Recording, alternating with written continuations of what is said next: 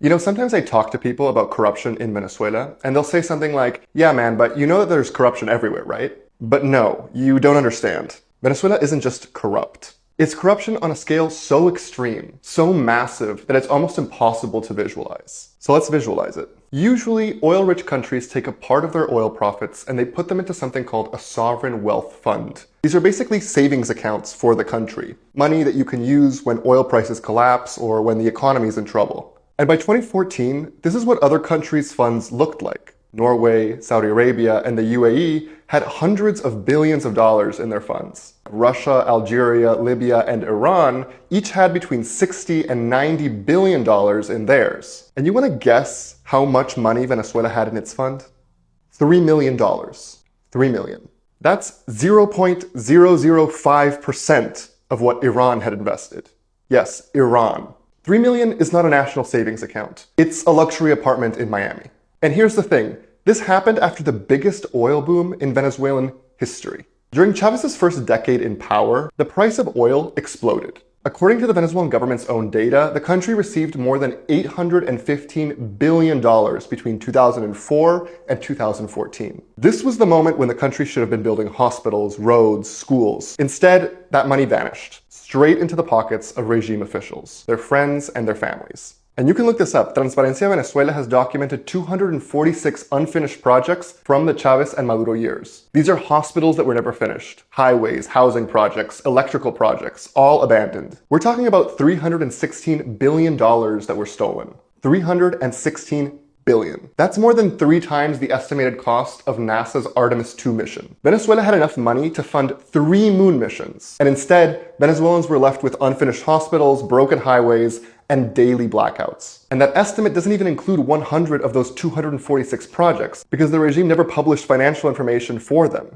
That doesn't include the money stolen from the state oil company, PDVSA. It doesn't include the currency scams, the multi-billion-dollar bribes. It doesn't include the offshore accounts. This is what I mean when I say that this isn't normal corruption. In 2010, Chavez declared a 60-day electricity emergency. That 60-day emergency was then extended for years, and eventually it became a permanent condition for the country.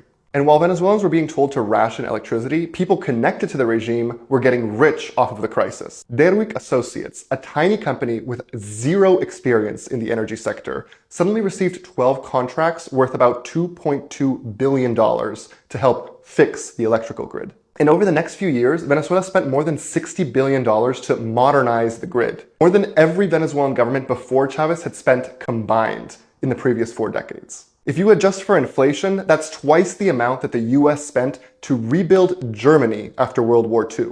And after all of that money, the blackouts didn't stop. They got worse. Because the point was never really to fix the grid. The point was to turn the crisis into a business. And today, while people who do business with the regime live like kings, ordinary Venezuelans live with daily blackouts. And everything I've talked about so far only extends to 2014. It doesn't even cover the last 12 years. Since then, the corruption has only gotten worse. According to documents reviewed by the New York Times, shell companies linked to Maduro's family exported $11 billion worth of Venezuelan oil in 2021 and 2022, without paying the state oil company PDVSA. That was about half of Venezuela's oil revenue in those 2 years. That means that for every $2 worth of oil that Venezuela was exporting, $1 was going directly into Maduro and his family's pockets. And it only gets worse, because PDVSA's own board later counted nearly 240 oil tankers that left Venezuela between 2019 and 2022 without payment. The cost to the country, $13 billion. And what did the board do when they discovered this jaw-dropping corruption?